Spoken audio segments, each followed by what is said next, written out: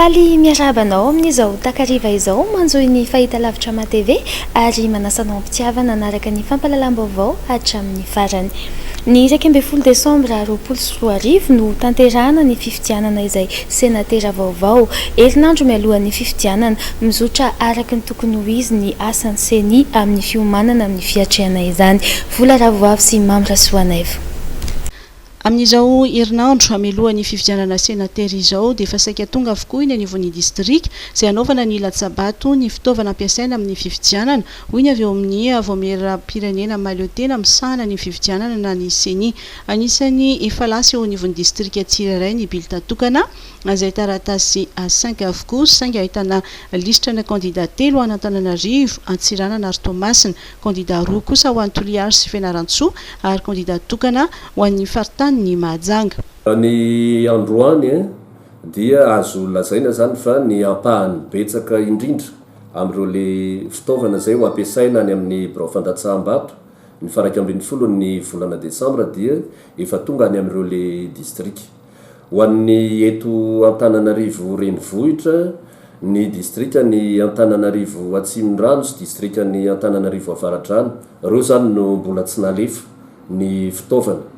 Fa ho an'ny any Maroantsitra io zany no farany dia androany no niala tao amin'ny Seranatsambony Toamasina, nalefa an-dranomasina moa zany hiazo ny Maroantsitra. Ny ankoatr'izay dia efa tonga any an-toerana avokoa zany ireo le fitaovana ireo, zany hoe ny imprimé, ireo le antota taratasy samihafa ho ampiasaina, tafiditra ao anatin'izay ny bileta tokana sy ny fitaovana zay hokirakiraina ampiodinana ny birao fandatsaham-bato. Misa 470 ny isan'ireo birao fandatsaham-bato isokatra ny andro ny 12 Desambra 2024 ho an'ny eto Antananarivo manokana dia tokany any birao fandatsaham-bato dia ny amin'ny Ovec Nansana. Ny birao fandatsaham-bato isokatra amin'ny faraika ambin'ny folo ny volana Desambra io dia misy 410 satria moa isaky ny renivohitry ny distrika no nametrahantsika ny birao fandatsaham-bato ny eto Antananarivo renivohitra ny distrika enina dia ao anaty prefectura ray dia tokana zany ny birao fandatsaham-bato any eto Antananarivo, izay no mahatonga azy ho 410. No mariany teo anivon'ny seni fa samy miantoka ny fahatongavany amin'ny birao fandatsaham-bato ho an'ny mpifidy vaventy izay ahitana be ny tanàna sy mpanolontsaina ny tanàna amin'ny andro ny fifidianana ny 12 Desambra 2024. Nanomboka ny 17 Novambra ny fampelezan-kevitra amin'ny fifidianana senatera. Mizotra ao anatin'ny filaminana ny fampelezan-kevitra amin'ny fifidianana izay ho senatera vaovao izay totosaina ny 12 Desambra 2024. Vola Ravoavy sy Mamra Soanaivo hatrany. Ny ny fiotatoato fa misy ny candidat olol'ny Madagasikara izay manampy vola ireo mpifidy vaventy mikasika izay indrindra dia nilazany teo anivon'ny voameram-pirenena mahaleotena misahana ny fifidianana na seni fahatreto dia tsy nisy ny fitarainana vonan'izy ireo. Nalama kosa nefa teo anivon'ny seni fa tokony manana mpitatam-bola ny candidat tsirairay amin'ny fifidianana senatera.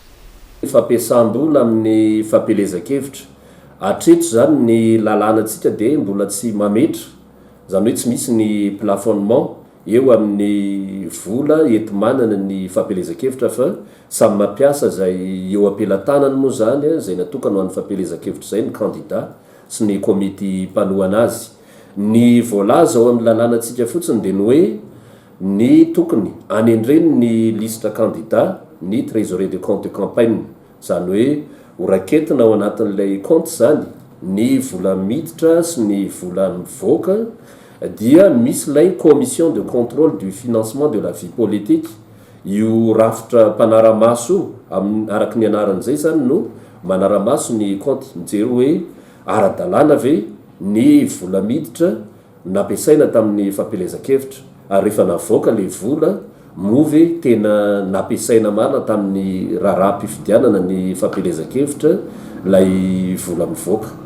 Nilazany teo anivon'ny seni fa tao anatin'ny 2 herinandro nisy ny fampelezan-kevitra dia tsy nisy ny fioram-pefin'ny tranga. Samy manatanteraka ny fandresен-dahatry ny mpifidy ao anatin'ny filaminana ireo candidat. androany no nampahafantarina tamin'ny fomba ofisialy ny fijoroan'ny voamera nasionaly nosy malagasy izay notontosaina teny amin'ny motel anosy. Nambaran'ny ramatoa Arlette Ramarsan tamin'izany fa molavola lalàna vaovao ny voamera amin'io ary atolotra ny parlementa malagasy tady vaovao. Nampahafantarina tamin'ny fomba ofisialy androany teny amin'ny motel nosy ny fijoroan'ny voamera nasionaly nosy malagasy hitambarana ray aman-dreny. Manampahaizana mpikaroka ary mpianatra miampy ny fikambanana maro mitolona ho amin'ny famerenana amin'ny Madagasikara ny fiandrianana amin'ny fitantanana nosy malagasy. Raha ny nambaran'ny ramatoa Arlette Ramarsan fa hamolavola lalàna ny voamera vaovao io ary atolotry ny parlementa malagasy.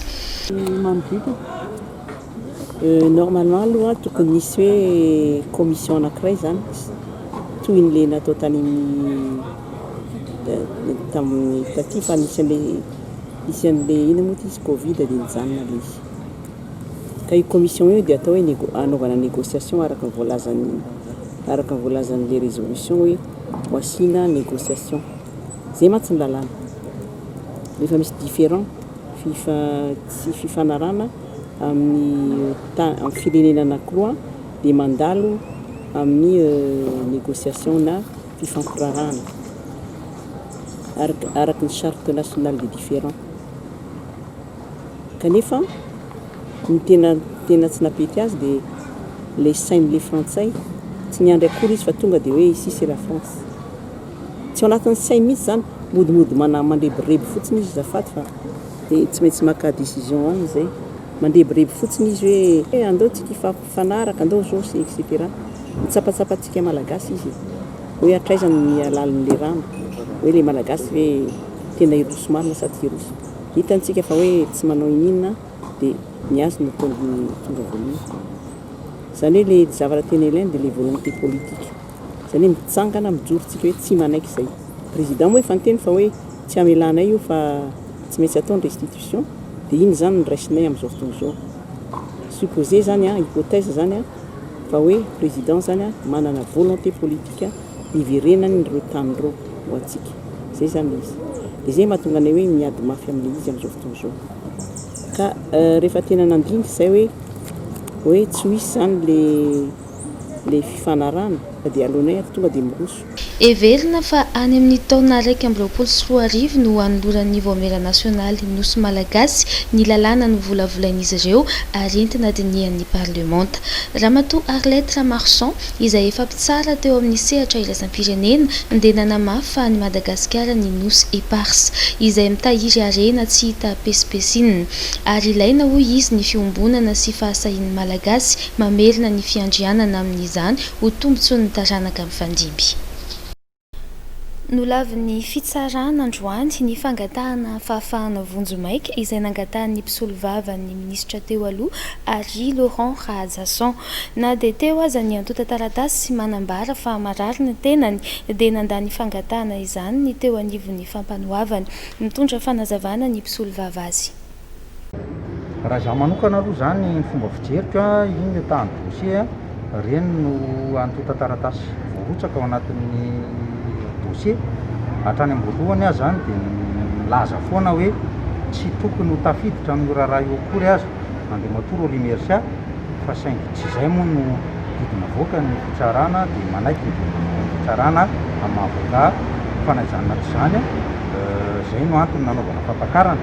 Izay ihany koa no mbola angatahako foana hatramin'izao fangatahana fahafahana vonjomaika satria izaho mahita hoe tsy tokony voatazona ny fonja ny matory Olimersia farafaratsiny mba ahitany mandra-pahita hoe inona tokoa no marina satria amin'izao tsika amin'ny teny izao zany dia mbola mibénéficie an'ilay antsoina hoe présomption d'innocence mandeha matory Olimersia dia eritreretiko zany hoe tsy tokony hotazonana ny fonja aloha ary hivoaka ny marina.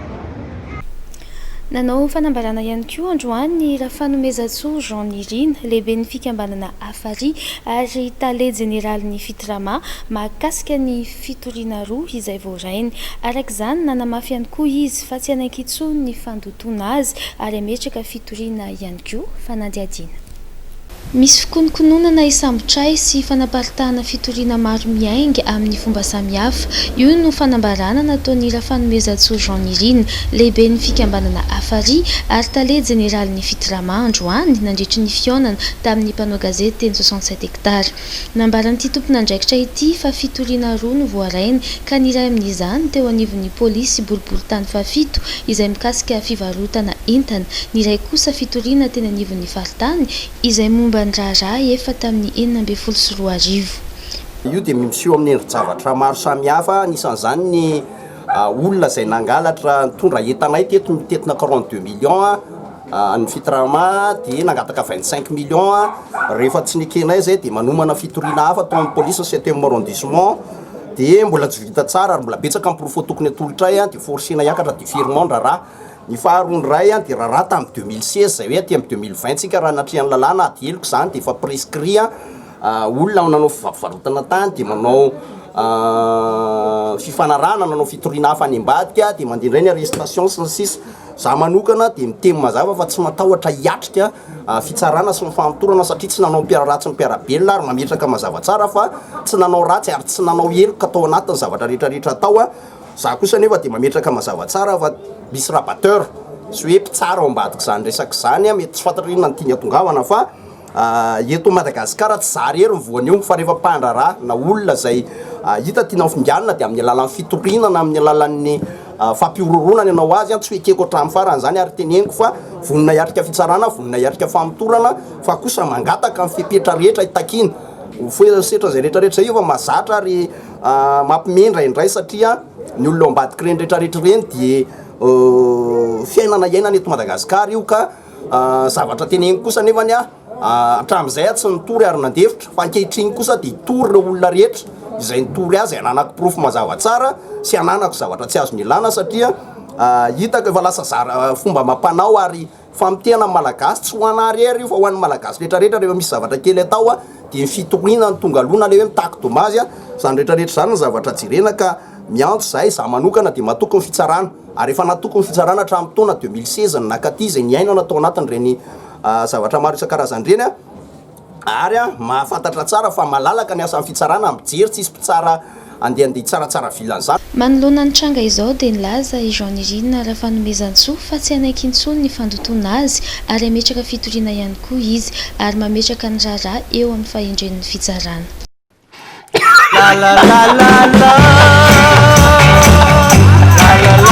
Tout au long de notre vie, rire nous rend plus forts. Ce que nous mangeons devrait en faire autant.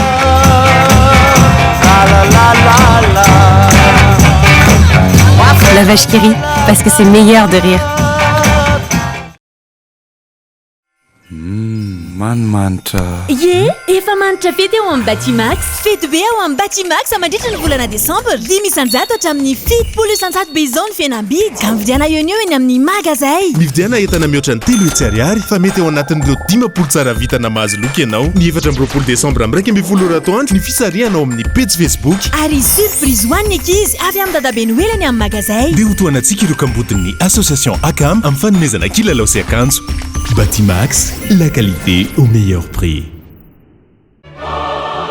Fa ataoko ahoana no fijery ny loza anjo ny fireneko ampampiona ny fiangonana apokalipsy eto amin'ny regional n'Antananarivo anasananao kristianina rehetra ny mpitondra fanjakana rehetra ny vahoaka malagasy rehetra tsy akanavaka etsy mikanja ny demokrasia Ambohijatovo amin'ny sabotsy 5 Desambra ho avy izao amin'ny 7 maraina mandraparivin'ny andro iarahana amin'ny pasteur Mayol hitondrany 4 lehibe sy maika mba hiarovana sy ianao amin'ny loza ho avy manaraka eo tsy hivazivazy zany amin'ny sabotsy ny fotoana eny mikanja ny demokrasia Ambohijatovo. Fifandonana teo amin'ny Zandary sy ireo dahalo izay nanao fanafiana tao Ivohitraivo, iray no lavin'ny balan'ny Zandary, 3 hafa azo sambobelona.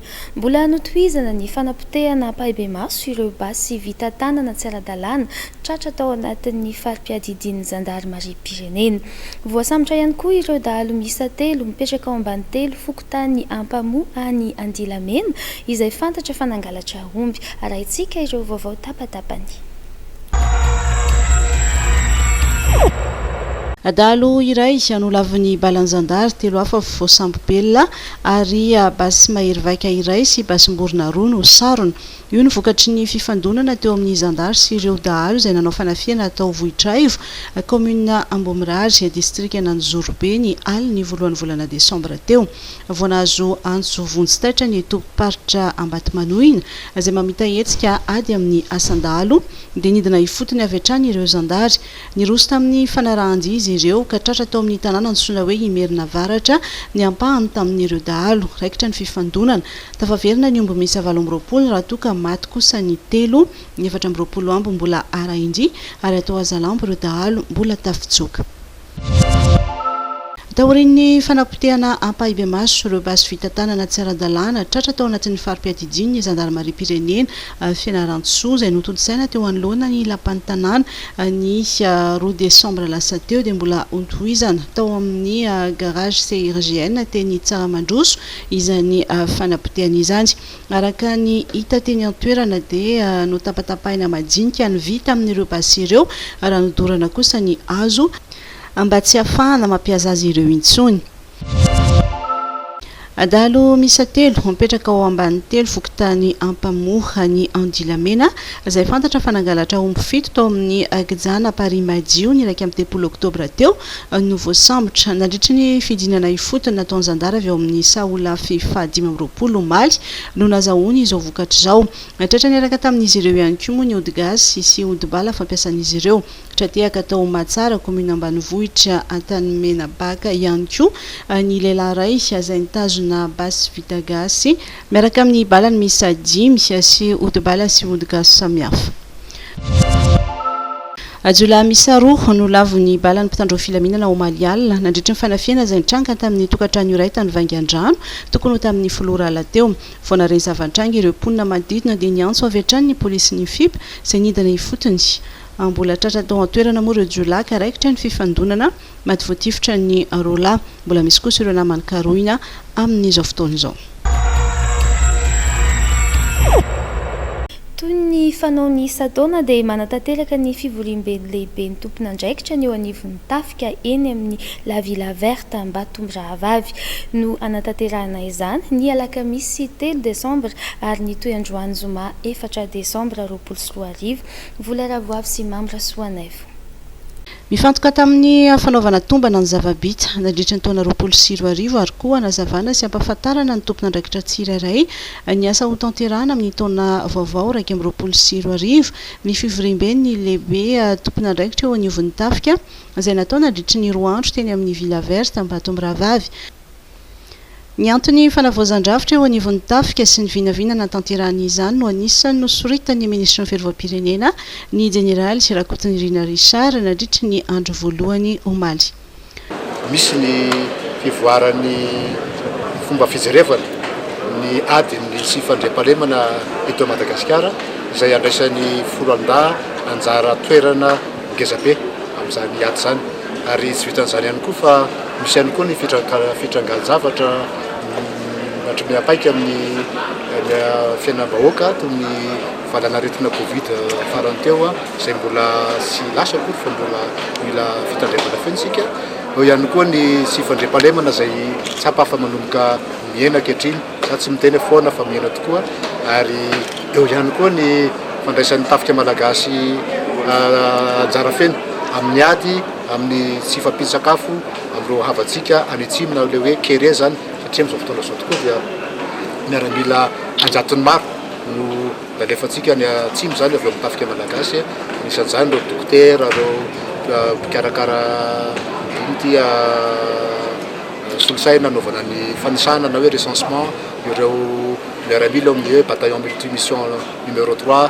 izay feno enjato mahery izay efa paritaka mipariaka amin'ny faritra Androy sy faritra Anosy zany milaza moa zany fa manakaiky hatrany ny vahoaka malagasy ny tafika ary miezaka amin'izany tokoa amin'ny fiarovana izy ireo dia maro ihany koa ireo zavatra hodinina aminatin'ity fivorim-be ty ty feonam-be ty toy ny fanitsina ny rafitry ny tafika malagasy fantatrareo fa efa misy ireo état major anakefatra dia ny état major des armées zany état-major ny tafika tanety, état-major ny tafika Labakabaka, état-major ny tafika Andranomasina, mbola ao anatin'ny fanamboarana zany fitsipika fanitsinana zany rafitra zany tsika ankehitriny. Samy nandray anjara tamin'ity fihaonan'ity ireo tompon'andraikitra eo anivon'ny état-major ny tafika sy ireo anivon'ny état-major ny tafika Antanety, ny tafika Nabakabaka ary ny tafika Andranomasina, izay naneo ireo zava-bita ary koa ireo kinasa atao fanatanterahana ny asa fiarovana sy fanakakezana trandy ny vahoaka amin'ny taona 2024. Nandritra ny famaranana ny fivoriam-ben'ny lehiben'ny tompon'andraikitra ny eo anivon'ny tafika nambaran'ny Premier ministre Antsay Christian ny tokony hanavaozana ny rafitra misy any amin'ny faritra mba ahafahana manapa-kevitra aingana ary nambarany fa tsy maintsy apetraka ihany koa ny délégation régionale militaire any amin'ny faritra sy ny bataillon rehetra isa-sokajiny izay hanampy amin'ny fandrindrana mifanindran-dalana amin'ny fivoriam-ben'ny tompon'andraikitra ambony eo anivon'ny tafika manatanteraka ihany ny zakabe ny fikambanan'ny vady miaramila na ny fivami. Mijoro manerana nosy ny fikambanan'ny vady miaramila na ny fivami ary omaly ny toy androany ny zakabe izay nandraisan'ireo vady miaramila avy amin'ny faritany enina. Nambaran'ny ramatoa Rabenay Voarively Vololona vadin'ny lehiben'ny état-major ny tafika fa natao fampiraisana ny vady miaramila ny zakabe toy izao. Nosokafana amin'ny fomba ofisialy ny zakabe ny fivami voalohany. Natao zao mba ho fampiraisana ny vady miaramila manerana Madagasikara. Ny tanjonay amin'ny ty zakabe ty moa dia mba hampivoatra ny vady miaramila satria efa nanomboka zany fivandrafitra dia miova koa izay mba tokony hanaraka izay fivandrafitra izay satria andeha any amin'ny toerana sarotra ny vadinay dia tokony hazaka an'izany fanendrena zany izay dia efa miomana amin'izany ara-tsaina amin'ny lafiny rehetra. Natao koa izao zakabe izao mba ho fampiraisana satria faritra enina manerana ny Madagasikara zany no ao anatin'ilay fivami zany hoe mitsangana ny fivami nasional ankehitriny dia izay ny sin'ilay zakabe mba hampiray anay. Ny zavatra ataona eto zany dia misy ny fampiovavana ankehitriny misy ny famelavelaran-kevitra izay mitondra ny lohahevitra hoe vady miaramila mpitarika sady lohalarana amin'izay atao rehetra. Dia ao koa ny teny soratra masina araka ny tantara faharoa toko voalohany 170 manao hoe omeo fahendrena sy fahalalana hitaritako ireto vahoaka ireto. Misy dikany maro natonga anay akan'izany lohahevitra izany satria mila lohalarana tokoa izay amin'izay rehetra ataonay. Ny vady miaramila izay anisany mandray anjara ihany koa amin'ny asa fampandrosoana ary nisany varotra fampiratiana no tanterahana nandritra ny zakabe no tanterahana teny Betongolo nentina nampisehoana ny asa tanana sy famoronana samihafa vitan'izy ireo. Ankoatr'izay nisy ny fifaninanana ara-panatanjahantena toy ny basket sy ny zumba ny arahan'ireo vady miaramila nandritra ny zakabe fivami. Nitondra fanazavana mikasika ny fahatapahan'ny herinaratra nanomboka omaly ary mbola hitohy androany ny tale jeneralin'ny jiro sy rano malagasy. Tamin'izany no nanambarany fa noho ny faharitran'ny tohadrano andekaleka no antony mahatonga ny fanapahana ny herinaratra. Jemima Radanelina sy Mamy Samuely. Isan'ny mampitaraina ny mponina eto Antananarivo ny fahatapahan'ny famatsiana herinaratra izay naharitra ora 2 omaly. Mbola hitohy amin'ity androany ity ao anatin'ny heure de pointe na amin'ny ora tena mahabe mpampiasa ny herinaratra izay fahatapahana ora 2 izay eto amin'ny faritra maro eto Andrenivohitra. Voatery ny orinasantsika Jirama Maleriva nanapaka ny jiro ho an'ny mpanjifa maromaro teto amin'ny tanàna Antananarivo. Averiko etona ny antony fanapahana ny jiro io dia noho ny faritran'ny rano zany eo amin'ny todrano andekaleka zany. Raha amin'ny andavanandro ny todrantsika io dia mamokatra herinaratra eo amin'ny 70 mégawatt eo dia nidina hatrany amin'ny 220 mégawatt ny vokatra io todrantsika io. Dia nampiasaina ara zany reo milina rehetrarehetra mamokatra herinaratra izay azo nampiasaina dia voatery nydroso tamin'izay fanapahana ny herinaratra izay tsika. Ny vinavina omaly moa dia eo amin'ny 10 ny filana eo amin'ny pointe no nieritreretina ho tapaka dia nisy milina ray zany izay nisedra fahasimbana ihany koa maly ariva dia tsy folo isan-jato zany fa 400 isan-jato ny filana amin'ny période de pointe zany no tapaka maly ariva zany. Quartier maromaro efa nizaraina tamintsika moa no nisedra an'izay fahatapahan'izay. Zao zany tsika ilay milina simba maly efa niverina tamin'ny laoniny ary misy koa zany fampiresahana amin'ny mpamokatra herinaratra Aksafy mba ampidirana milina ray fanampiny androany dia ny vinavinaina zany tsy maintsy roso amin'ilay fanapahana ihany koa tsika androany ariva satria mbola tsy miakatra ny rano any andekaleka fa kosa iena ho 8 isan-jato ny filana amin'ny heure de pointe zany no ho tapahantsika androany ariva. Hotolorana aminareo rehefa avy eo ny listr'ireo quartier zay vinavinaina ho tapahana eo amin'ny adiny 2 eo androany ariva. Ny vahaolana zany foiezaka zay efa miketrika an'izany ny orinasantsika Jirama dia ny fandatsahana orana eo amin'ny sahandrikany Andekaleka sy Mantasoa. Nampanantena nefa ny Jirama fa tsy hisy ny fahatapahan'ny jiro amin'ity weekend ity ary amin'ny talata ho avy izao araka izany no anatanterana ny fandatsahana orana ao Andekaleka sy Mantasoa entina anatsarana izay famatsiana herinaratra eto Antananarivo izay. Fokotany maromaro ao amin'ny commune Lasora no tsy hijaly rano intsony atoato. Andalana tokoa ny asa fanavaozana sy fanatsarana ny tambazotra-pamatsiana rano ao an-toerana iarahan'ny commune sy ny Jirama. Mizotra tsara ankehitriny ny asa fanatsarana sy fanavaozana ny tambazotra-pamatsiana rano ao amin'ny commune Lasora district Navaradrano.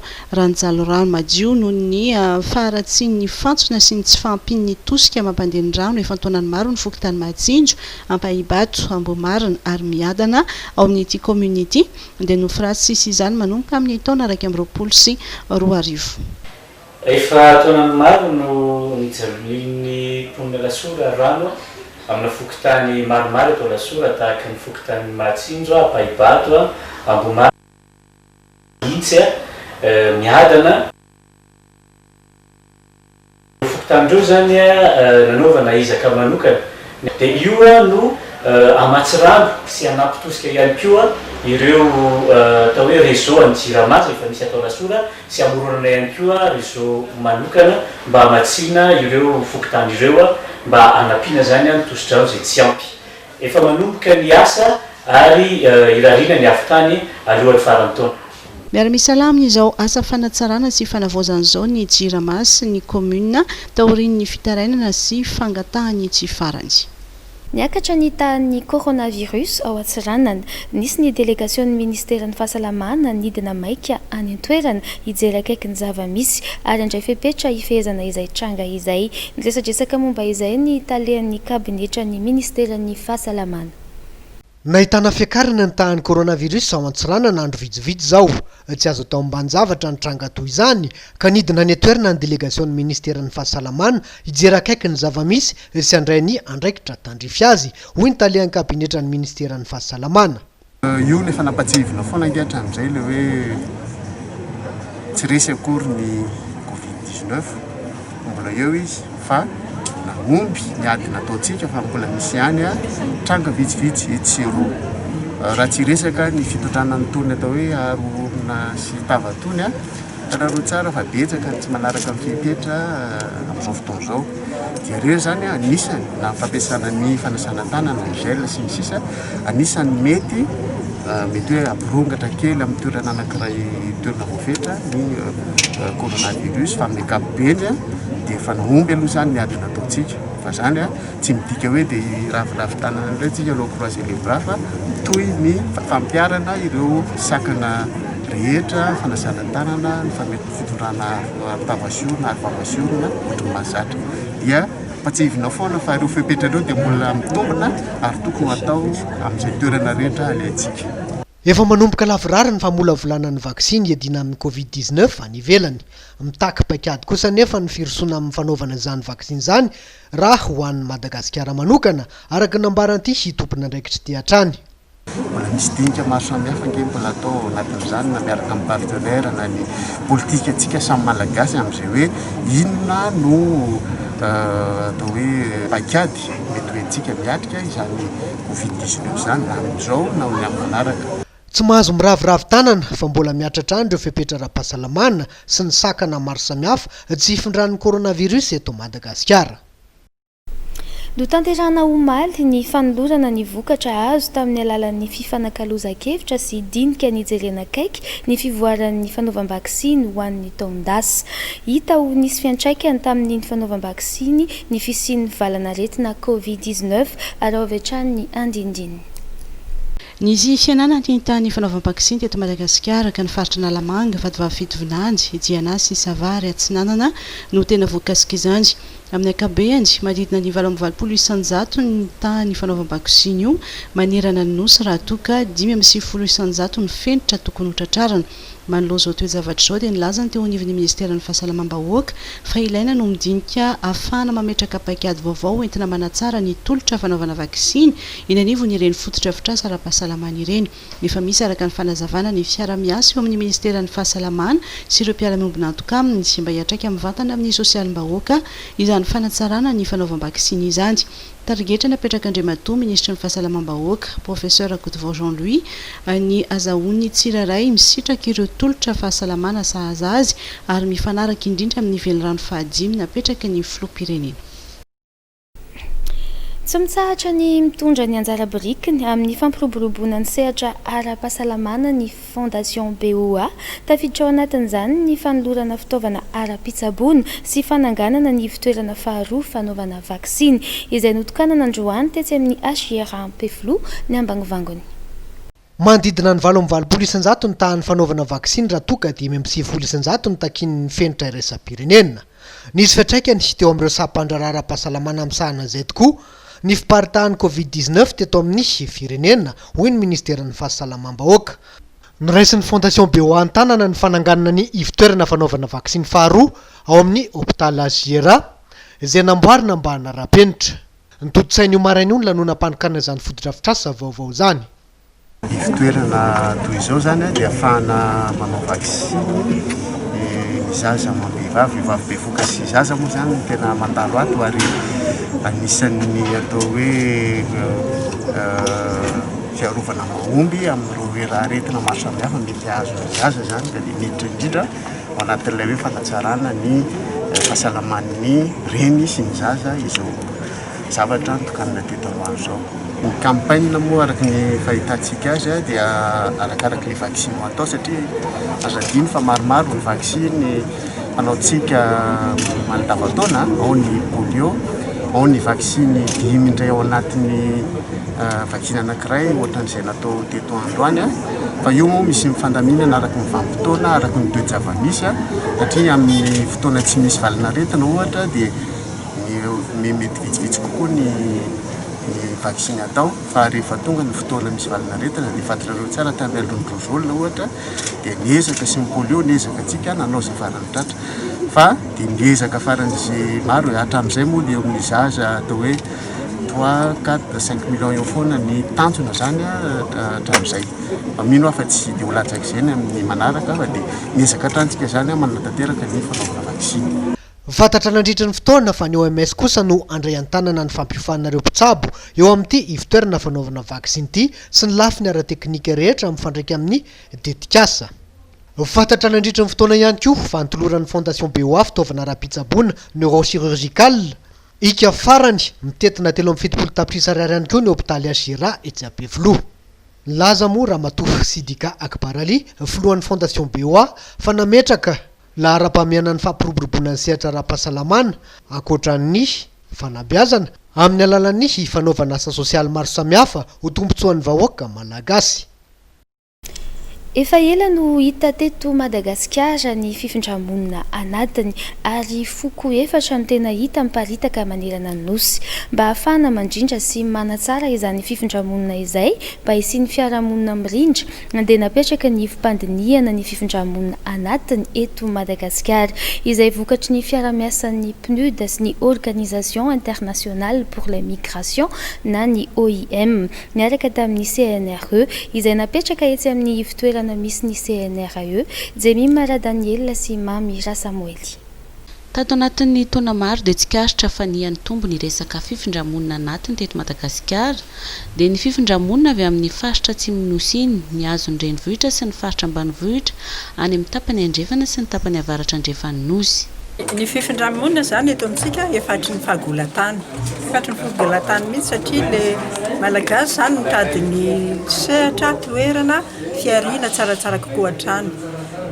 Manahirana any miteny amin'ilay izy amin'ny teny frantsay ohatrany hoe quête perpétuelle de survie zany le fifindra-monina eto amintsika. Izy io tamin'ny andron'ny fanjanahantany dia efa nisy fanomanana fifindra-monina ngeza be mihitsy nahaka ny olona avy any atsimo andeha ho any amin'ireny concession coloniale reny amboulevard nanao paraky sy ny sisa dia tamana tamin'iny ny olona avy any atsimo tamin'izy ary nahita tombotsoa dia tavela amin'iny faritra varatra andrefan'iny amin'iny faritra boeniny izy dia nitohy foana le fifindra-monina satria ny ohatra ny hoe navany atsimo atsinanana zao zareo Tesaka nisan'ny mpamboly vary sy ny Betsileo dia tena haindry zareo mihitsy le zavatra dia nandeha nentin'ny fanjakana farantsay aloha zany ny fifindra-monina tamin'ny voalohany. Taty aoriana lasa ny tapitra ny fanjanahantany lasa daholo le vazaha tokony reny faritra reny dia nisintona hatrany an'le havana Mantsakaiza le olona nifindra voalohany dia lasa ohatran'ny efa raiky tapisaka fomba mampanao zany le zavatra natao hatramin'izay. Mba ahafahana manana tahiry sy ny antotan-kevitra ahafahana manatsara sy mandrindra ny resaka fifindra-monina tsy hanimba ny tontolo iainana ary mba ho fifindra-monina fanohitra amin'ny fampandrosoana fa tsy sanatria ho vesatra ho an'ny toerana izay hifindrana dia natsangana ny hivimpandiniana ny fifindra-monina anatiny eto Madagasikara. Natsangana izany mba hanaraha maso akaiky sy akana tahiry-kevitra sy atotanisa momba ny fifindra-monina entina andrefetana ny paikady sy politika hiatrena ny fampandrosoana maharitra. Ezaka atao amin'izany ny ahatonga ity fitoerana ity aharitra taonany maro. Kendrena indrindra ny ahatonga ny fifindra-monina ho fanohitra amin'ny fampandrosoana fa tsy ho sakana tahaka ny fahita azy amin'izao fotoana izao izay hita fa misaritaka be ihany ka tsy mitera boka-tsoa satria ny fifindra-monina dia midika fipetrahana eo amin'ny lafitany ary mifandray akaiky amin'ny politika ny fanajariana. Androany moa no notokanana sy nampahafantarina tamin'ny fomba ofisialy izany ivim-pandiniana ny fifindra-monina anatiny eto Madagasikara izay etsy amin'ny ivitoeram-pikarohana mikasika ny tontolo iainana etsy Tsimbazaza. Ao anatin'ny maha olona sy ho fampiroboroboana ny sehatry ny fanatanjahantena dia niroso tamin'ny fifanaovan-tsony mpiara-miasa ny BNI Madagasikara sy ny Ministeran'ny Tanora sy ny Fanatanjahantena. Maro ireo sehatra voasahana ao anatin'izay fiara-miasa izay fa nadiadiana avy hatrany.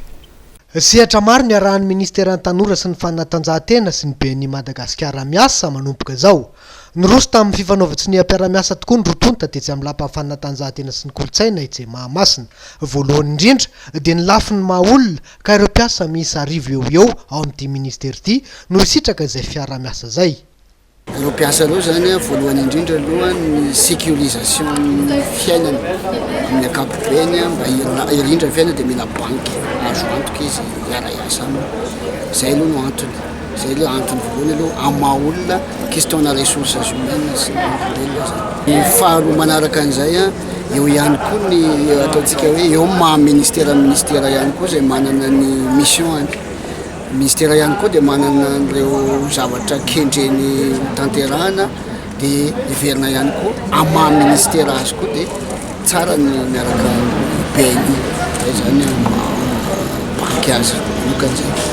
fa akoatran'izay maha-ministère ny tanora sy ny fanatanjahantena azy ihany koa dia voasotra anatin'ny partenariat io no isy ny fiaraha-miasa ny accompagnement mety ho tanterahana zay partenariat zay manoloana ny activité ny ministère ny tanora sy ny fanatanjahantena na eo am'resaka sport na eo am'resaka jeunesse fa zavatra tena ny tsipianay anankiray teo moa zany nay ministère manokana dia ny resaka préparation na relève fanomanana tanoketsa resaka sport étude dia io zany no anisan'ny zavatra tsy hoe ny benino hifinancer ny sport étude ray manontolo eto Madagasikara fa ny expertise ny beny tao amin'ny fiaraha-miasa tao amin'ny fanohanana ny bary ho angatanay ho transposena amin'ny fanapariana sport étude au niveau ny région décentralisation. Fandraisana anjara mavitrika amin'ny fampandrosonina ireo taranjara-panatanjahantena eto Madagasikara ihany koa izao fiaraha-miasa zao akoatrany fiahina sy ny fampidirana ny tanora eo amin'ny sehatra ara-tsosialy sy ara-toekarena. Eo koa ny fanentanana sy fampidirana ireo mpiasam-panjakana any anivon'ny banky mba hanamorana ny fitantanan'izy ireo ny volany.